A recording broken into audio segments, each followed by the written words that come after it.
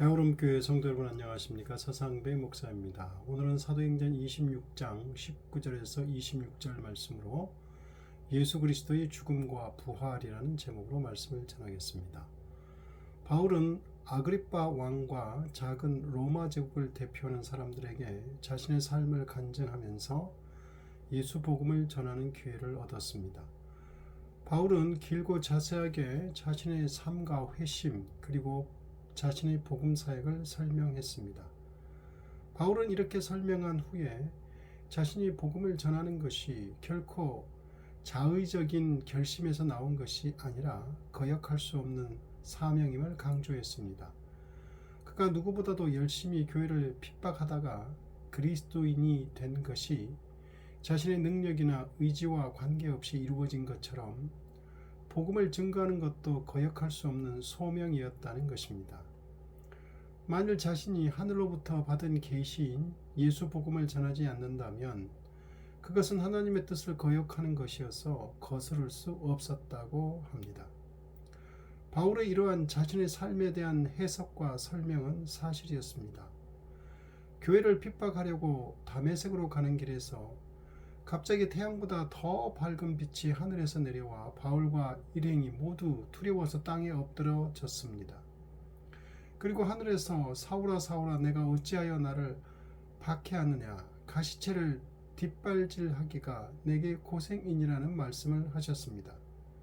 그리고 3일 동안 눈이 멀게 되었다가 아나니아라는 사람이 안수하여 다시 보게 되었습니다. 눈이 멀게 된 3일 동안 눈을 멀게 한 예수님이 복음을 전하라는 사명을 직접 계시해 주셨습니다. 바울은 자신의 삶의 방향과 자기 의지가 완전히 꺾이는 순간이었습니다. 직접 계시로 나타나신 예수님을 만난 후로 바울은 삶의 방향이 정반대로 바뀌었습니다.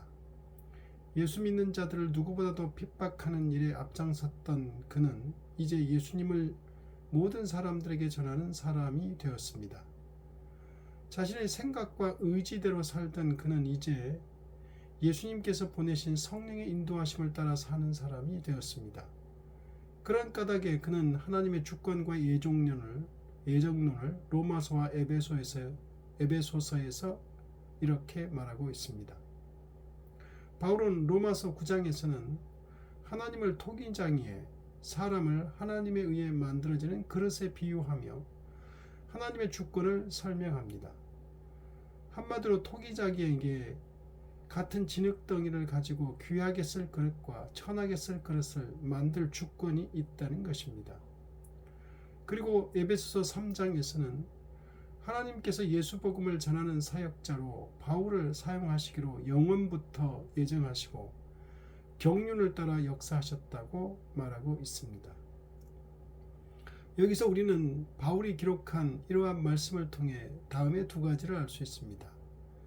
하나는 바울처럼 우리도 예수님을 만나기 전과 후가 판이하게 달라진다는 것입니다. 삶의 목적, 방향, 내용 등이 달라지게 마련입니다. 강력한 자기 의지대로 살다가 하나님의 말씀과 주권, 성령의 인도하심을 따라 살아가게 됩니다. 둘째는 우리의 삶이 우연이나 자신의 계획대로 되는 것이 아니라 바울처럼 하나님의 예정과 섭리대로 되어진다는 것입니다. 예수님을 믿은 후 우리들의 삶이 하나님의 주권 아래서 그의 예정하심과 섭리대로 진행돼 왔음을 고백할 수밖에 없습니다. 바울은 자신에게 예수님이 직접 나타나셔서 말씀하신 것을 거스르지 못하여 유대인들 뿐만 아니라 이방인들에게까지 복음을 전파해 왔다고 합니다. 바울이 전해온 복음은 다음과 같은 것이라고 합니다. 첫 번째, 예수 그리스도는 고난을 받고 죽은 자들 가운데서 제일 먼저 부활하여 이스라엘 백성과 이방인에게 구원의 빛을 선포하실 분이라는 것입니다. 즉 십자가의 고난을 받고 죽으시고 부활하신 예수 그리스도가 이스라엘 백성과 이방인들에게 구원을 주시는 메시아라는 사실이 바울이 전해온 복음이라는 것입니다. 그런데 이 복음은 생소한 것이 아니라 이미 구약의 선지자들과 모세가 반드시 되리라고 줄기차게 말한 예언이었다는 것입니다. 바울은 로마서에서는 같은 내용을 이렇게 말하고 있습니다. 로마서 1장 2절, 이 복음은 하나님이 선지자들을 통하여 그의 아들에 관하여 성경에 미리 약속하신 것이라. 즉, 이 복음은 새로운 것이 아니라 구약의 모세오경과 선지서들에서 일관되게 메시아로 오시는 예수 그리스도에 대해 미리 약속하신 것이라는 말입니다. 메시아에 대한 대표적인 구약의 선지서가 우리가 잘 아는 이사야 53장입니다. 이사야 53장 5절, 그가 찔리면 우리의 허물 때문이요 그가 상함은 우리의 죄악 때문이라. 그가 징계를 받음으로 우리는 평화를 누리고 그가 채찍에 맞음으로 우리는 나음을 받았도다.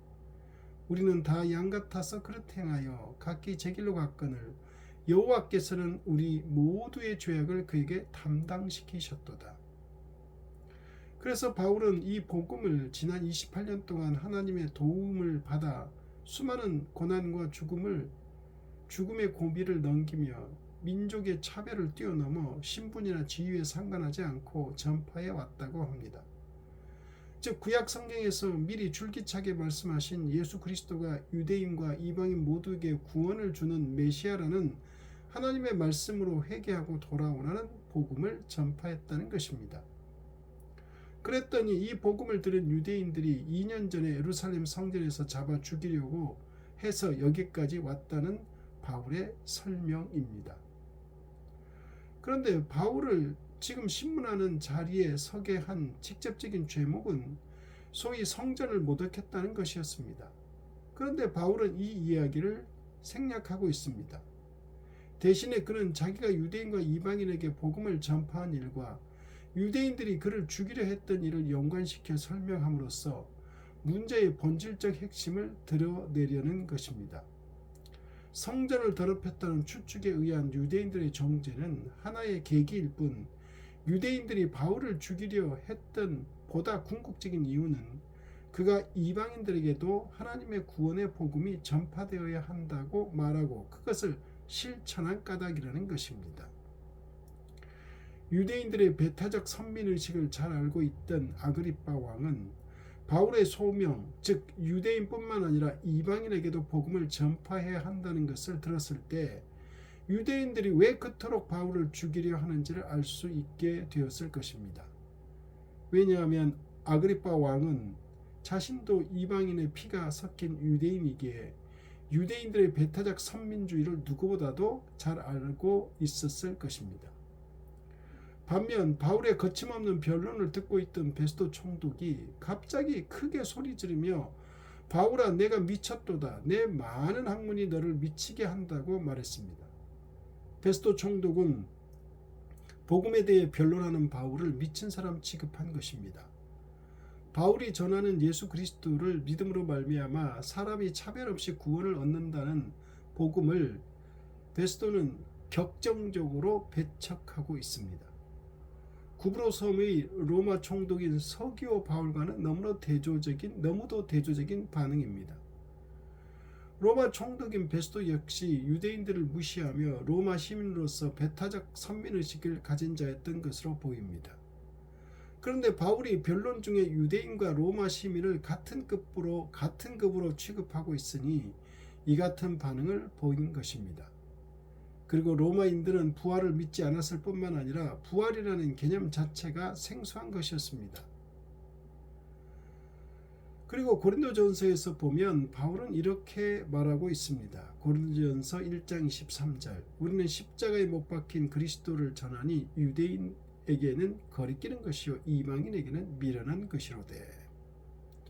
당시의 이방인들을 대표하는 헬라인과 로마인들은 십자가의 형벌을 가장 비천한 죄인들이나 받는 것으로 인식했기 때문에 십자가와 구세주는 전혀 상관없는 것으로 여겼습니다. 로마 총독인 베스도가 볼 때 죄인처럼 십자가 고난을 받고 죽임을 당한 유대인 예수가 로마인들까지 구원할 메시아라고 주장하는 바울의 말이 어이가 없었던 것으로 보입니다. 게다가 듣도 보도 못한 죽은 자의 부활이라는 주장도 아예 이해할 수 없었을 것입니다. 로마 총독 베스도의 복음에 대한 반응은 지금까지 수많은 사람들이 십자가에 못 박혀 죽으시고 부활하신 예수 그리스도를 믿지 못하는 거부하는 반응이기도 합니다. 이러한 사람들은 자신들이 매우 합리적이고 지성적이며 이성적이라고 여깁니다. 반면에 예수를 믿으면 죄사함을 받고 구원을 얻는다는 복음은 비합리적이고 비논리적이고 비이성적인 것이라고 여깁니다. 그러나 다행스럽고 감사하게도 우리는 성령의 감동으로 사도 바울이 전하는 예수 복음을 믿게 되었습니다. 영적인 진리를 믿고 받아들이고 이해할 수 있게 되었습니다. 성령의 역사가 아니었다면 우리도 베스도와 다르지 않았을 것입니다. 베스도는 자신이 재판장과 총독으로서 영적인 문제의 한복판에서 영적인 문제를 다루고 있으면서도 영적인 진리를 전혀 인지하지도 이해하지도 느끼지도 못하고 있는 사람입니다. 회개와 제사함, 회개의 열매, 구원, 십자가 죽음과 부활 등 이 모든 것이 영적인 문제입니다. 그리고 이 영적인 문제는 하나님의 아들 예수 그리스도가 아니면 해결할 수 없는 문제입니다. 우리는 성령의 역사로 이 중요하고 본질적인 문제인 영적인 문제를 인식하고 인정하고 믿음으로 말미암아 해결하게 된 것이 너무도 다행이고 감사할 따름입니다. 기도하겠습니다. 하나님 아버지, 사도 바울의 변론을 듣게 하시고 하나님께서 우리에게 예수님에 대한 믿음을 갖게 하신 것이 얼마나 감사한지, 성령의 역사와 인도하심이 아니었으면 우리가 어떻게 무슨 의미로 살아갈 수 있었는지 하나님 아버지 진실로 감사합니다. 예수님 이름으로 기도드립니다.